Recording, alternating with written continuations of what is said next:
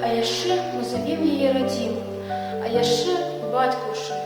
Радзіма, бо тут мы нарадзіліся, бо яна нам самая родная з усіх краін на цэлым свеце.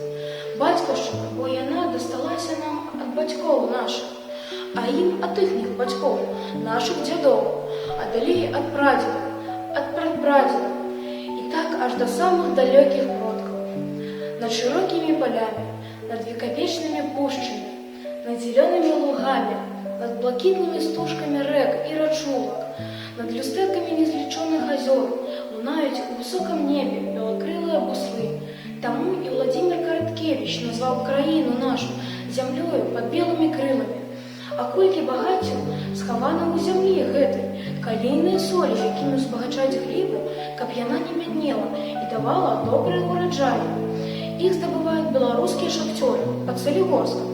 Вучоныя геолагі знайшлі ў недрах Беларусі і золата, і кажуць, што ёсць нават алмазы, трэба толькі як след пашукаць.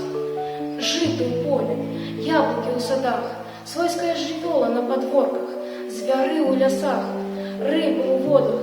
Ды хіба пералічыш усё? Але самы вялікі скарб Беларусі – гэта людзі, беларусы.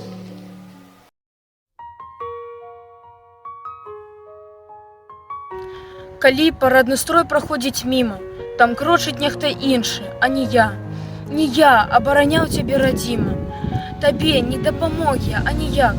У час, калі стагнала ты ад болю, мяне яшчэ на свеце не было. Якую ты прызначыла мне ролю? За што спакой мне дорыш і цяпло? Губляла ты сыноў сваіх і дочак у жудасныя, цяжкія часы. Апалены быў кожны твой куточак. Ты доўгі час не бачыла расы. Зямля моя, ты выплакала слёзы.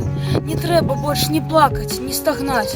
Тваіх дзяцей загубленыя лёсы нашчадкаў будуць назаўжды яднаць. Я разумею, мір у нас недарам. Дзеля яго змагаліся дзяды. Ім дзякуючы мы жывем, мы марам пакінуць толькі добрыя сляды. Не бачыў я крыві, не бачыў дым, загінуўшых не чую галасы. Пашанцавала мне з табой, радзіма. Я твой удзячны сын на ўсе часы.